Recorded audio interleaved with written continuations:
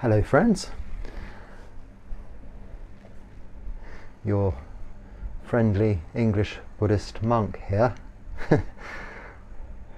I really have no idea what I'm going to talk to you about today because, well, no reason, I just have no idea. I usually have some thought prior to sitting down in front of the phone, but today, no, I haven't. I didn't think. I was meditating previously for a short while after our usual afternoon chanting, and although it's only a short meditation, sometimes one can go quickly, very deeply, and no opportunity to give consideration as to what I'm going to say to you this evening. And that's good, because this is showing me, and I don't usually talk about my own practice, I don't usually talk about me, so to speak, because I like to share the teachings of the Buddha, the Dharma, in a simple and practical way for the use of anyone watching, whether they are Buddhist or not, and whether they are even practicing meditation or not, because those teachings, as ancient as they are so relevant and have been so relevant at all times throughout history in different parts of the world, which is why they are still around today. You see, religions, trends, periods come and go, don't they? Today is the middle of summer. So in the UK, I think it's the midsummer night's solstice, either tonight or tomorrow night, I'm not sure. And I think this is originating back to pagan times when people really did worship, I suppose, the sun and the moon, but these seasons. And why not? If these are what determines the outcome of our lives, it necessarily makes sense to consider them a thing to worship. They are something you rely on if you are that way inclined. In modern day life, in the modern civilized world, there is less room for religion, for belief, for faith, for prayer, for worship, for churches, for cathedrals, for mosques, for temples. But the reason the Buddhist practice and Buddhist teachings have survived for so long is that they don't require this aspect of belief, worship and prayer, but offer, as do the other religions also, but offer many steps and guidelines for leading a fruitful and enjoyable, happy life. Anyone watching videos of this nature on YouTube is presumably looking to improve their current way of life, or just get confirmation that the way they're living is going to lead to contentment, to happiness. Now, I'm not able to give people that, but I am able to share my experience of putting the Buddha's teachings into practical use, both previously in my lay life for many years, and then now, in more recent years, having ordained and become a Buddhist monk, I have renounced many of the things, well, all of the things I had before, like being born again, a rebirth, not born again as in the sense of a born again Christian. I'm not entirely sure what that means, that phrase, to be honest. I have been to some functions or get-togethers of people that are born again Christians, I think. I went to some big festival thing once, many years ago, in Norfolk, which is in the eastern part of England. And it was a very jolly affair. Essentially, though, it was many thousands of people, but no drinking, no alcohol, although there was lots of music and entertainment and clapping, but very wholesome, skillful, I'd say, activities, promoting a good way of living and kindness and all of these things that most religions have this common thread, and this is what they share. But of course, over the decades, the centuries, the millennia, religions have come and gone. They've been popular and less popular. We hear about the core main religions in the world today, and largely this is because they've become part of both the organizational hierarchy and structure of countries, and a little political in some senses of the word, but also the structure of and organization socially of the world. And they've become entrenched in what we call doctrine, doctrinalized, if that's a word, which are really often taking a little bit or quite a lot away from the original teachings of any of the holy scriptures that you may come across, the basis of the core religions that survive today. And then there are all sorts of offshoots that come and go, and we've had in the past, we've had cults, we've had some very interesting teachers. One particular teacher back in the I suppose the 70s was an Indian fellow, a sage, they would call him, called Rajneesh Bhagawan, or known nowadays as OSHO. And he got away, he stepped away from mainstream controlled, organized religion. And he taught what he taught very simply, very slowly, and very successfully. Now,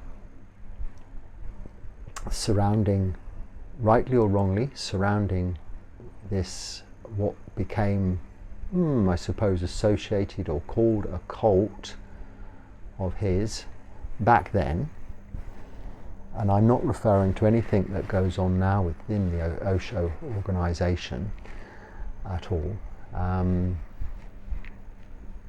other than what I know of it.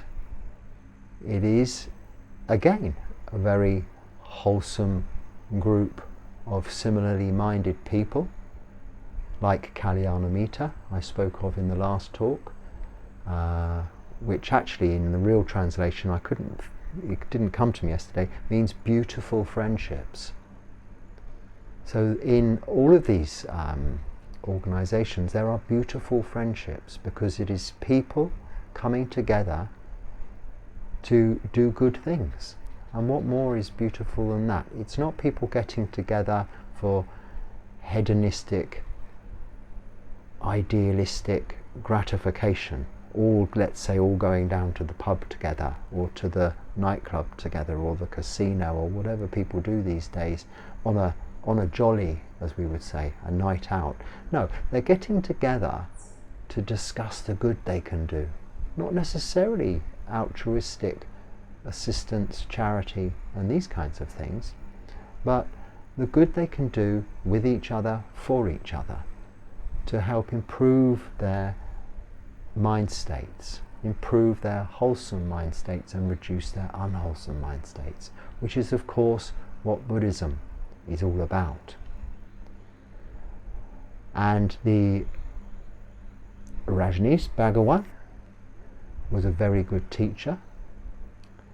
His teachings were very pure.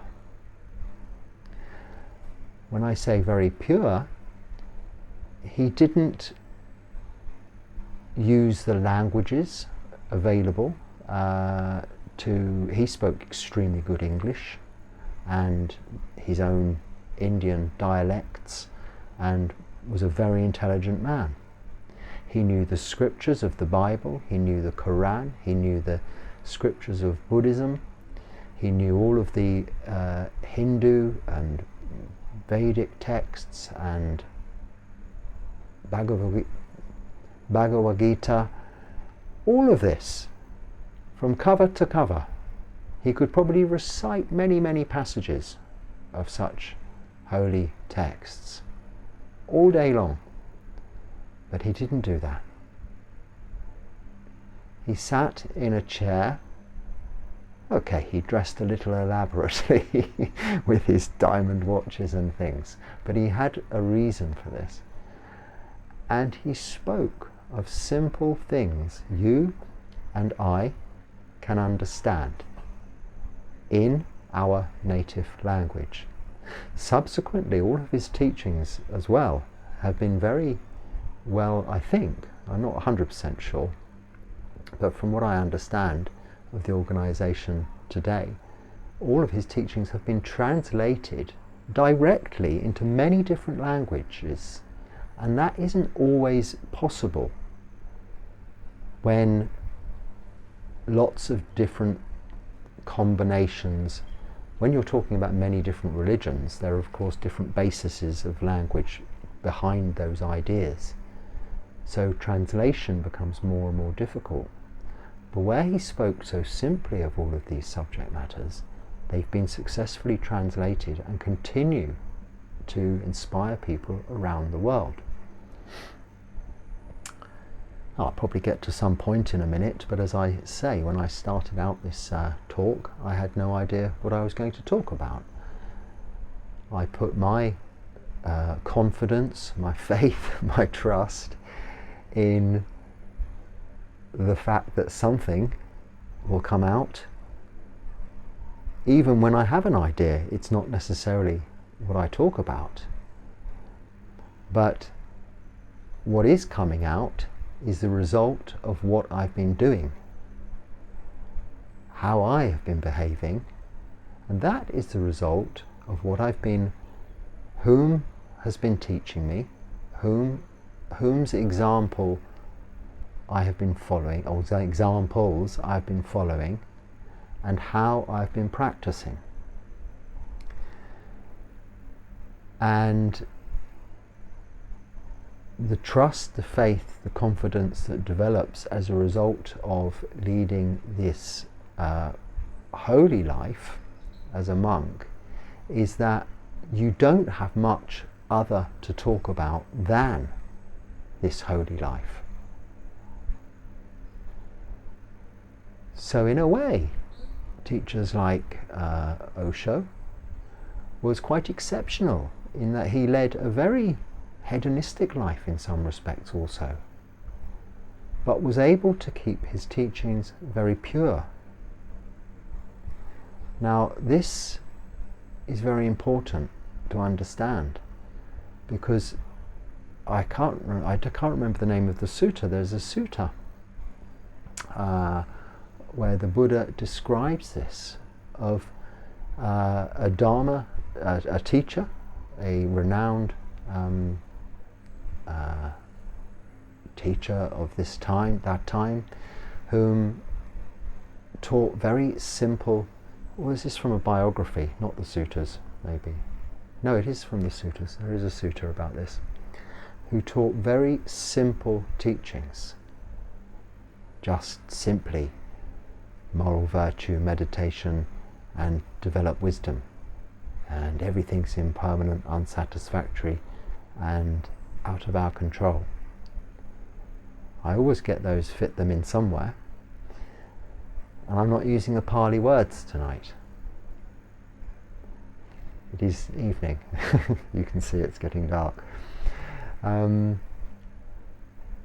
was I saying?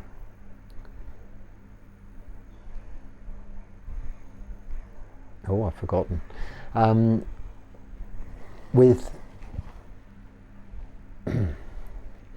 Let's think for a moment. Let's just relax, meditate, something like that.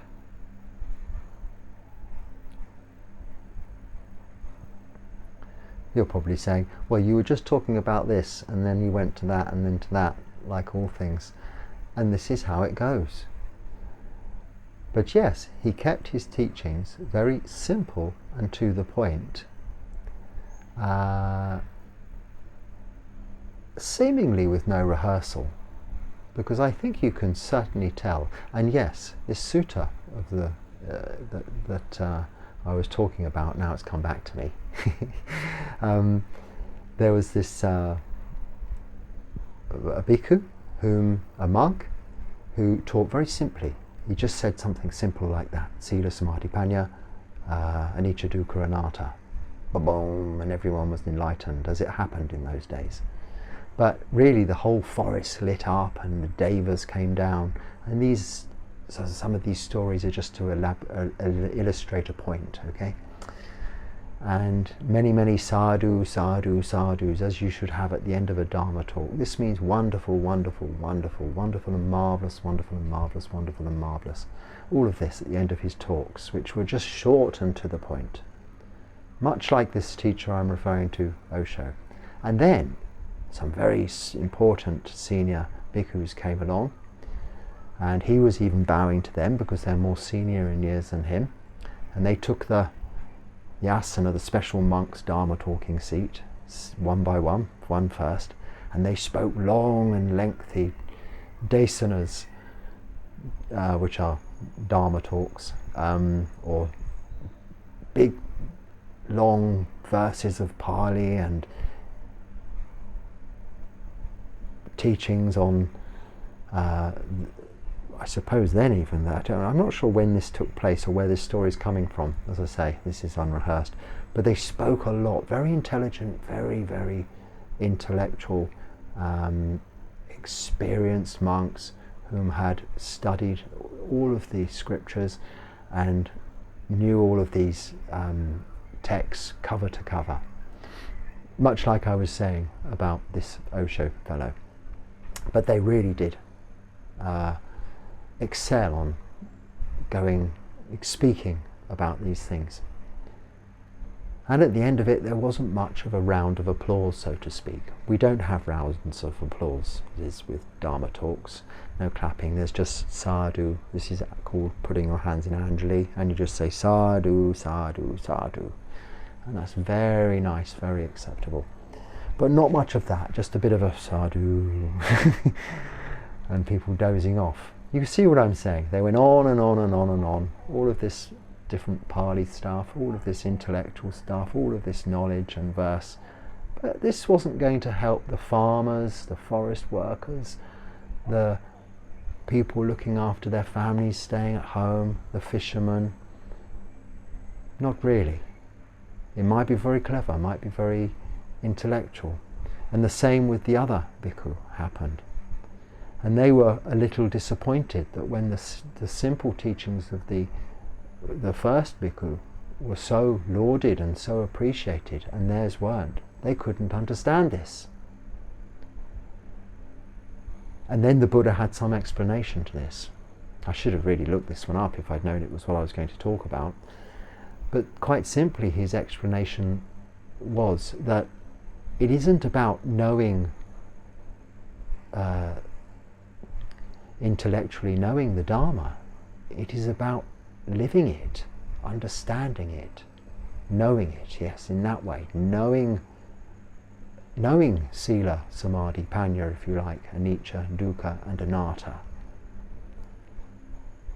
Not passages and passages and passages of verse to explain it away, because that's exactly what it does. It explains it away from reality, away from here and now, away from the common man.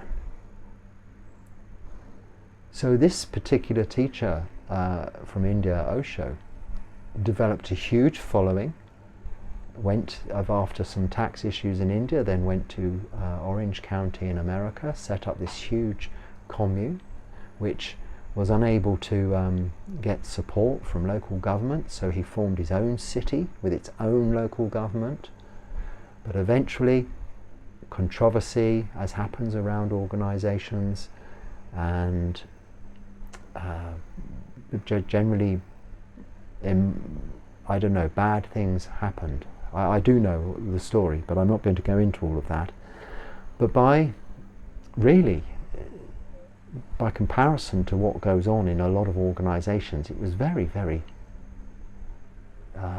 quite innocent, really. There wasn't much in the way of scandal. That's the word I'm looking for. Much more scandal happens in larger religious organizations today, of a much more serious nature than ever could be compared to the simple fact that maybe they weren't paying the right taxes or this, that and the other in the countries they were in. But they were a whole group of hippies having a good time. But they were Kalyanamita. Now, in any organisation like this, which isn't held like that, which isn't held together by what Buddhism has, the Vinaya, there is always going to be some problems. And the way why I can confidently say like this, Buddhism is held together by the Vinaya, is because by comparison to other religions, it has very little controversy associated with it as a religion, as a whole. The Vinaya is the rules. So it's aside from the teachings, but it is also the teachings. It's part of the basket, the Tripitaka, of the Buddha's scriptures, all of the word of the Buddha, including his doctrine. But it wasn't simply dictated, it was practiced and worked out through his lifetime of teachings, adapted. But after his parinibbana, his death, so his final cessation of his physical body and thinking mind into nibbana, which is cessation of all thinking and all feeling, seeing, smelling, tasting, touching, he was gone. He's not gone to a heaven or a hell. He's not a god. He's no one to be worshipped. He's to be respected as the teacher. We bow or we chant his qualities, but this is to remind us of his compassion in order that we can be like that. We can aim to be like that teacher ourselves, because he's shown us as a fellow human being it can be done within this lifetime. And that Vinaya has, because it is strict and has remained unchanged since that day, well, since it was first written down, which was probably some 300 years later, but after a big meeting that was kind of rubber stamped, unlike any other organisation in the world, that rule book, that Articles of Association and Memorandum of whatever, like you have with a company or an organisation, these bylaws, if you like, that are set set out at the establishment of any organisation are often changed as often as every annual general meeting, or even at special meetings in between, continually changing and adapting. But the Vinaya has not.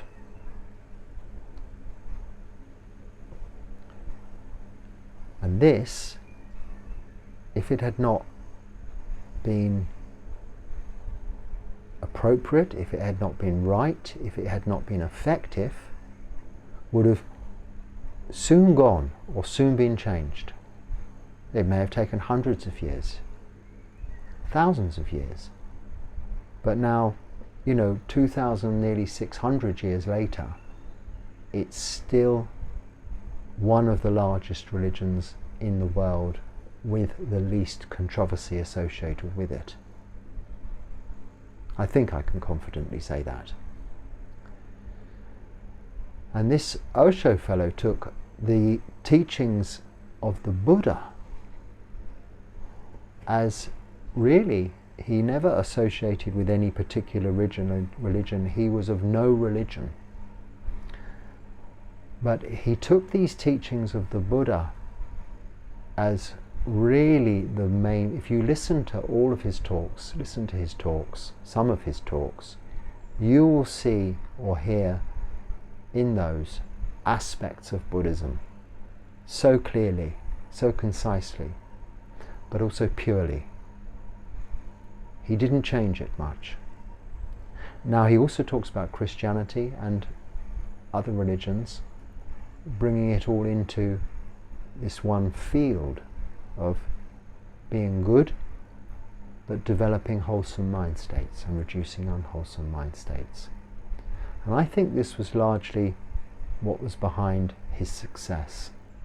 And also, it is an organisation that continues to this day with many members, and it now has kind of holiday resort type retreat centres all over the world, which are very successful, very popular, and I'm sure very good places to go to.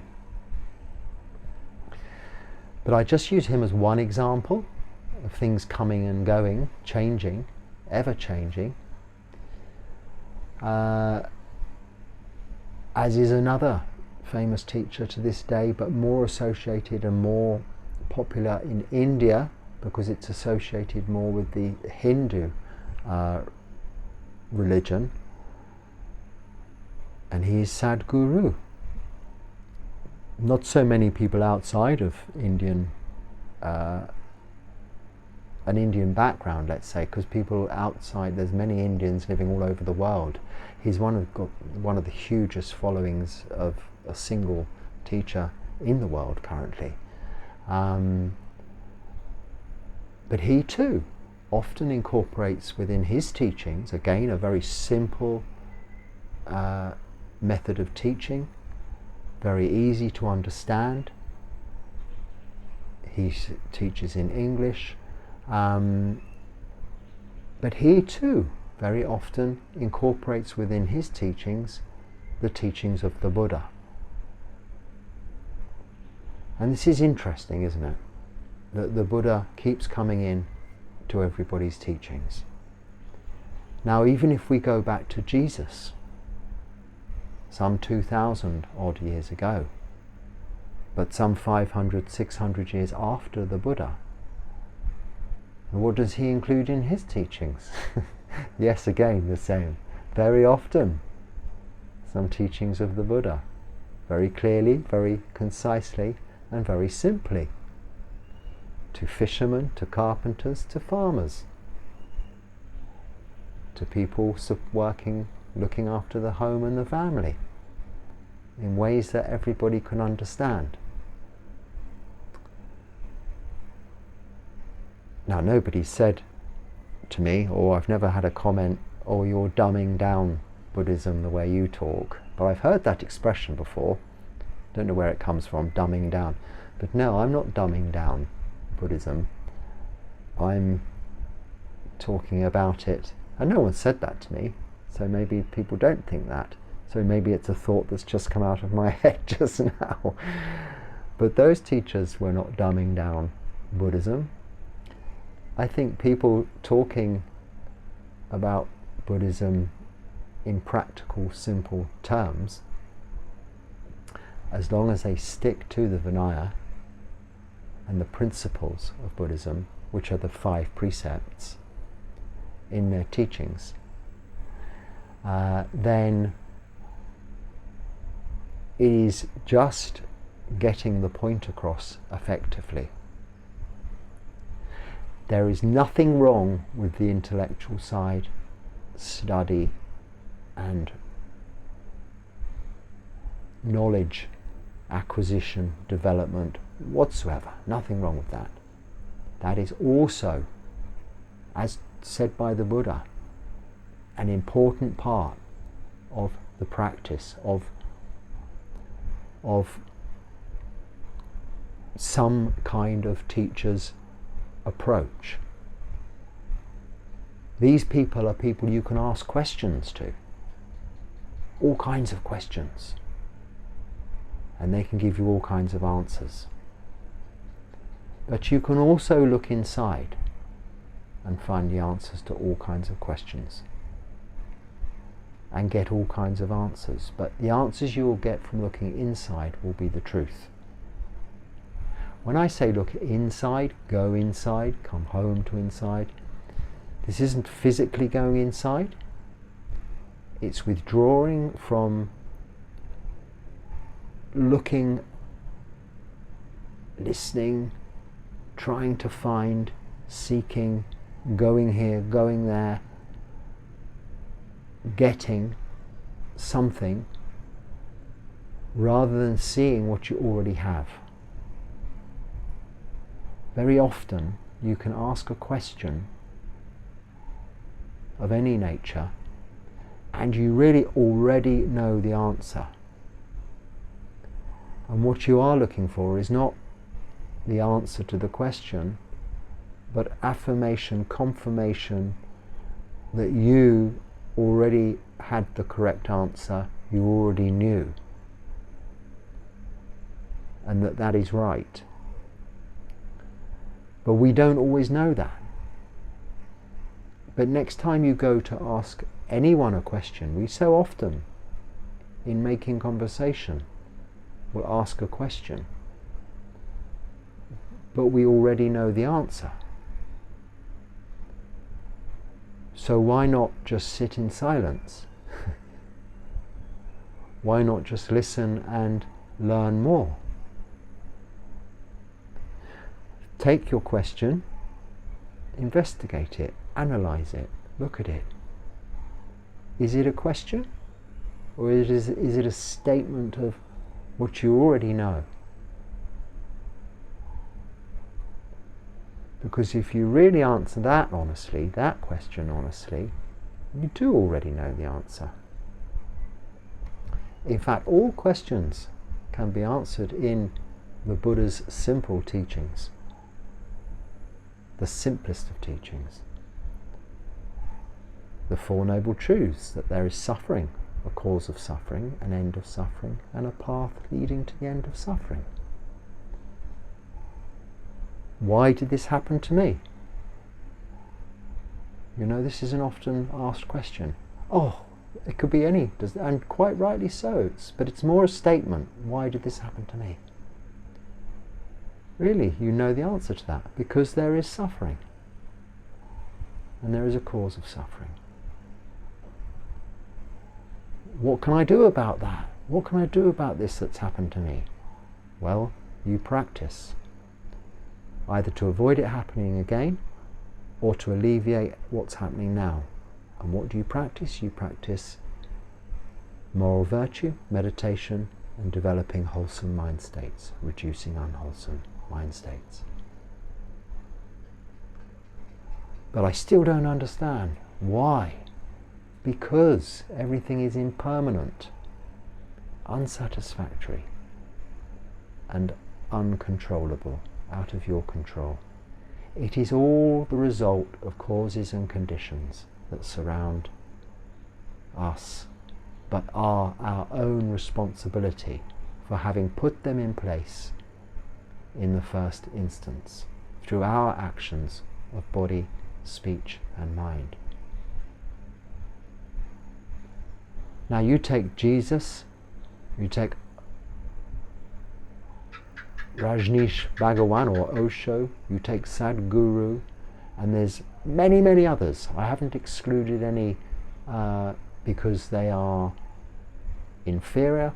I just don't want to make too big a list, and those three are the only ones I've listened to at any great length with their teachings.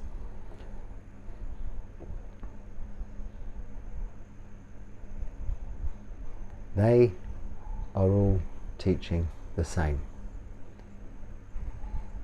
That, as the way Jesus puts it in the Bible, do unto others as you expect to be done unto you. That's in kind of ancient English, ancient English language from the King James version of the Bible. But you could just say, you know, what you do to others is what's going to be done to you. Treat others how you want to be treated.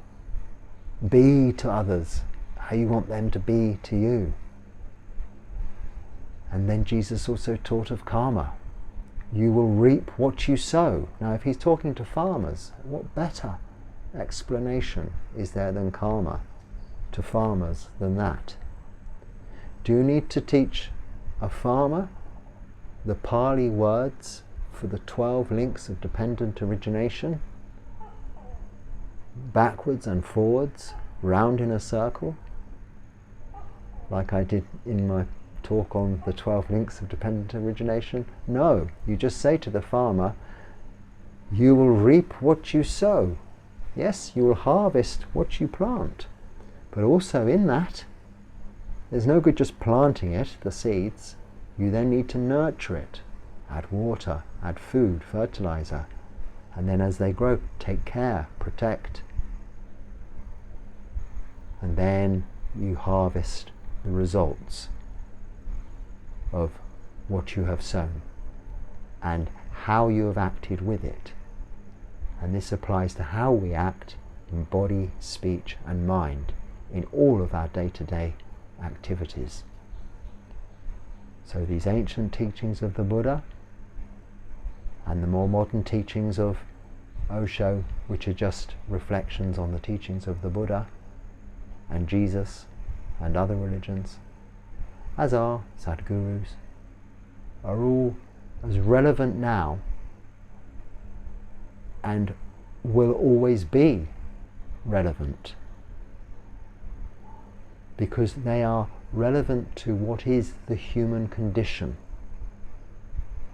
this very existence, what we are.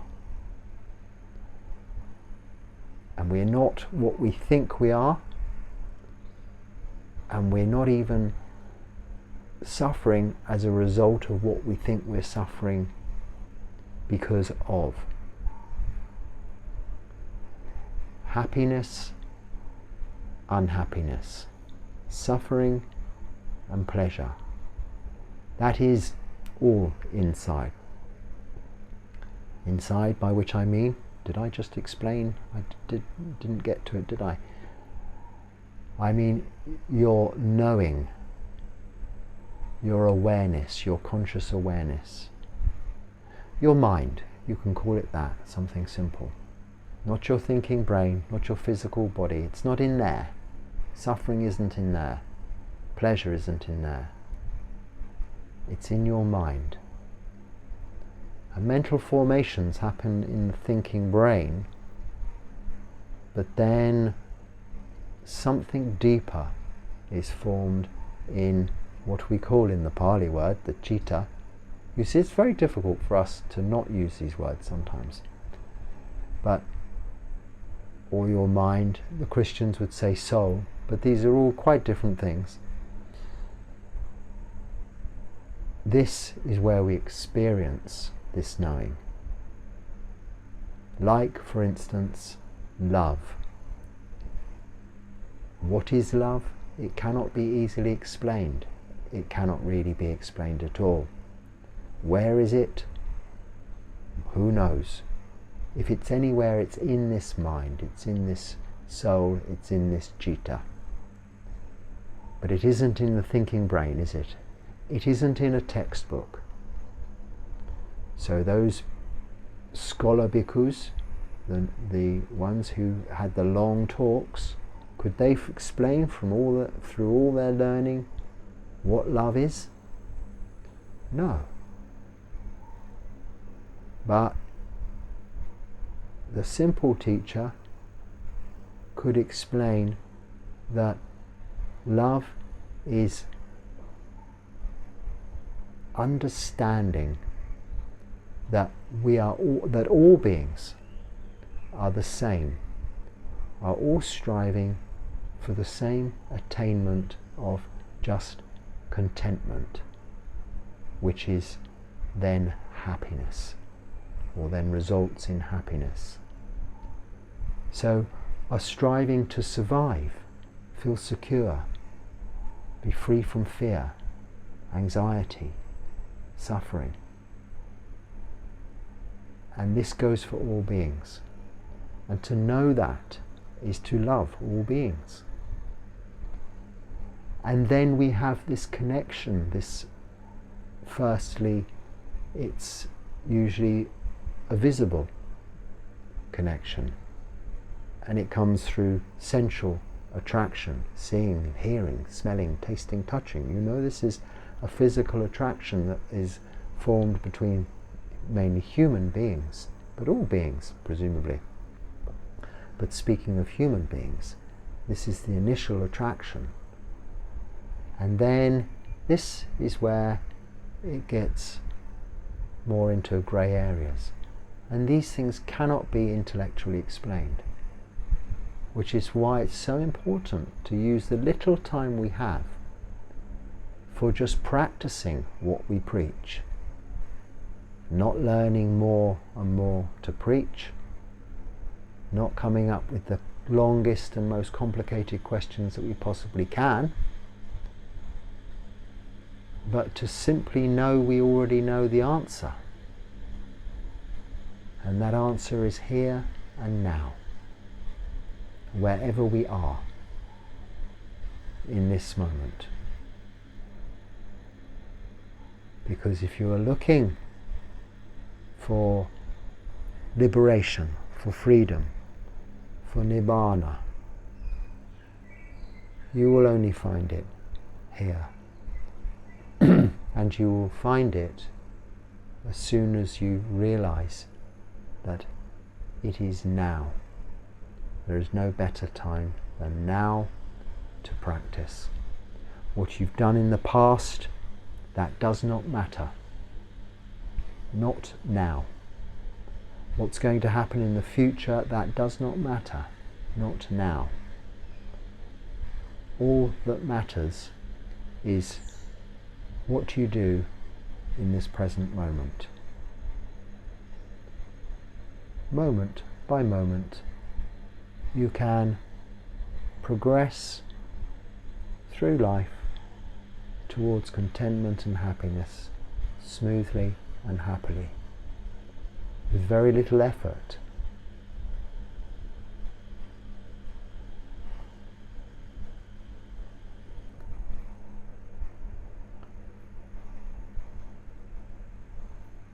I think probably I've spoken for long enough. Forgive me for the unplanned, well, they're always unplanned. Maybe it's something different for you to listen to today, so a refreshing change. And I hope it's interesting and there's something of use there for you, and if so, please share it. Thank you for watching.